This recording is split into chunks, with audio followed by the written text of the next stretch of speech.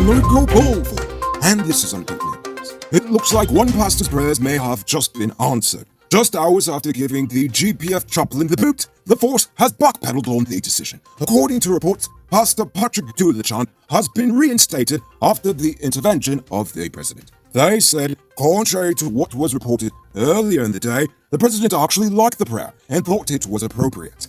His removal came less than a week after delivering a prayer at the police conference to rid the police force of its sins of bribery, corruption, racism, and injustice. Dulichan has since accepted the reappointment and will continue to pray for the sinners in the force. Speaking of sinners in need of prayer, this morning the magistrates court dropped the assault charges against Simone Brooms and her bodyguard Dexter Austin. The two were charged for an altercation with PPP councillor Dion Young in Sophia back in August 2020. In a live video, Brooms and Young got into it after Young and another man dismantled the sign in front of Brooms' home on the governance reserve. The men then fled and led Brooms and Austin on a high-speed chase through town. The altercation only ended after the man got out of the car and allegedly received a beatdown from a group of young men in Sophia. This is where I'd usually make a joke about Sophia, but I'm feeling nice today. Yesterday, a female police rank at Brickdam was hospitalized after she accidentally poisoned herself.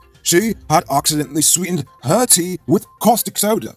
Fortunately for her, she didn't consume much of the quote-unquote sweetened beverage, but was taken to the hospital as a precautionary measure. While it does look a lot like sugar, sodium hydroxide, also known as caustic soda, is actually very corrosive. It can cause irritation to the eyes, skin, and mucous membrane. What I'm trying to figure out, though, is who in their right mind leaves corrosive chemicals out in the open like that.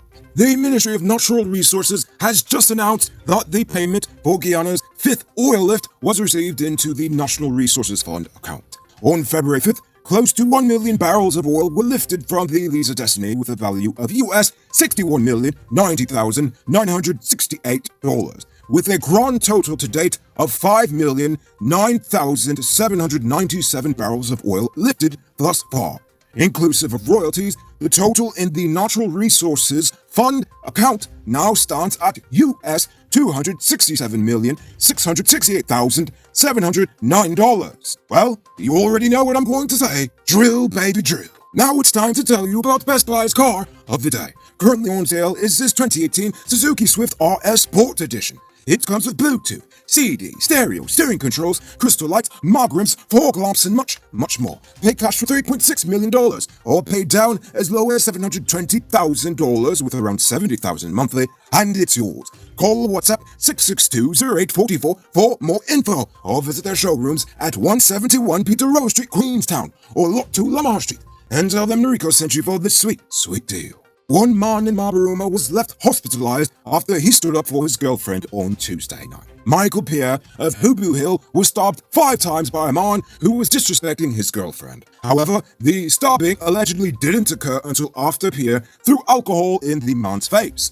He was later taken to the Mabaruma Regional Hospital and subsequently air-dashed to the Georgetown Public Hospital for further medical attention. Police said the suspect has since been arrested. Apparently, this whole nonsense about letting union and commission leaders be politicians is now giving Ondalal headaches. Yesterday, he criticized the decision taken by the Police Service Commission and the Teaching Service Commission to block OPNU in a court action to block their allocations from the 2021 budget. He further noted that Trotman, Ramshaton, and Roysdale Ford are among the lawyers representing OPNU in this case. OPNU is trying to block the allocation, accusing the government of having not consulted them about the budget, just like I said they would. Ultimately, Nondalaw's issue is that the representatives of the two commissions are pretending to be independent when they are actually politically aligned. Well, I hate to say it, but I actually agree with him on this one.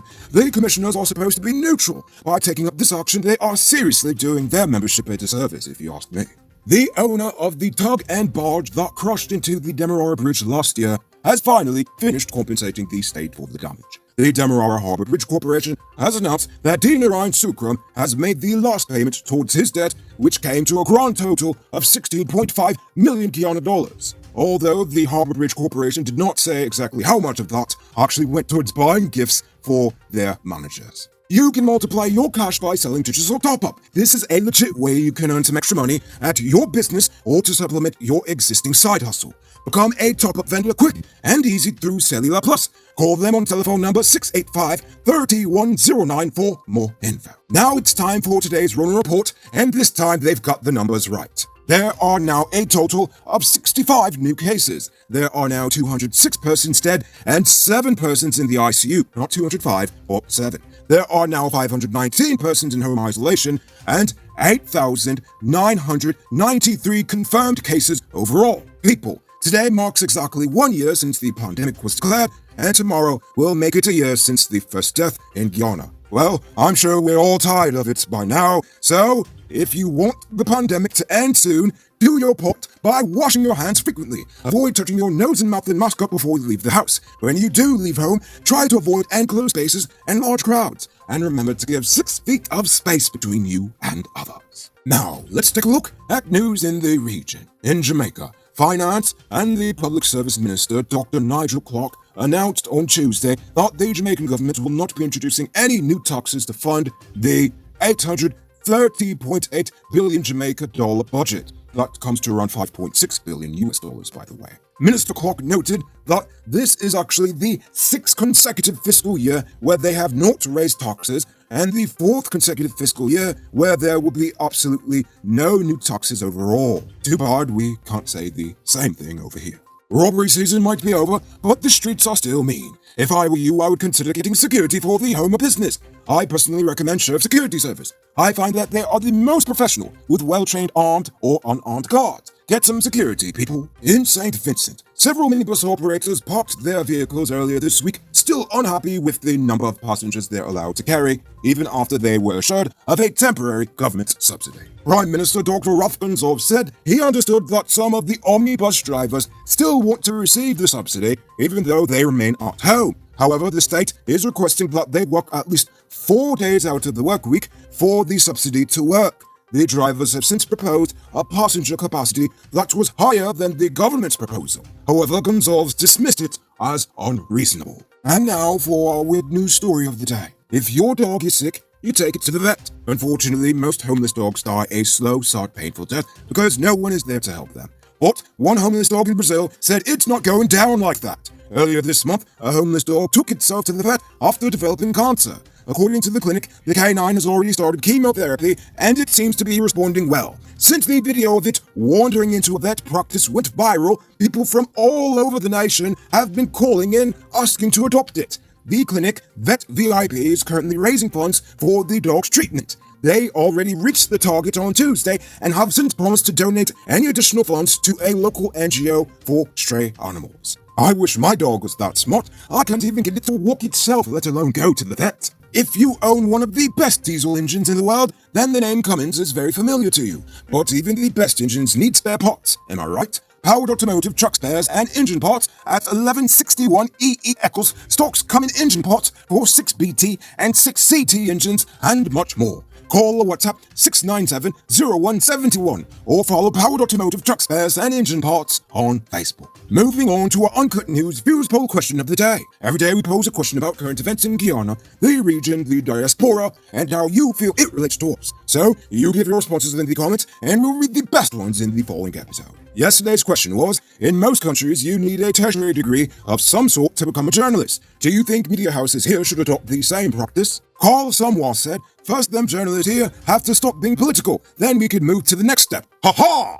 Pero Holloway said, with the emergence of social media and popular social media characters, it's necessary to have some kind of standard that guides what is suggested to be a journalist. A formal education in journalism would help to raise the bar of those who are desirous of being in the profession and also raise the skill levels of them as well. Troy DeWeaver said, I think you should get rid of the editors and just let the people report what they see and hear.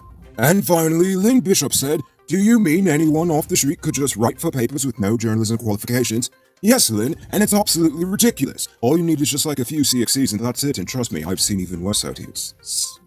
In Toronto, you have to have various degrees and experience in journalism to write for a paper. If just anyone can write, then one can start right off the street with their own personal opinions, bounded by no code or laws that govern journalistic reporting. Yes, so you see why journalism is the way it is in this nation. Nevertheless, For tonight's question, do you think that the heads of government commissions and unions should be allowed to also be parliamentarians, or is that a conflict of interest? Think about that question, tell us in the comments below. If your response is good enough, we just might feature it in Friday's episode.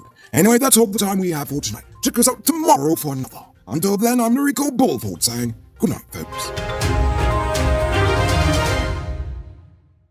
Hey, Uncut News viewers, thanks for watching. You can subscribe by clicking on this button over here, or click over there for more news. You can also drop a comment to let me know if you've made it to the end of the video. Goodbye for now.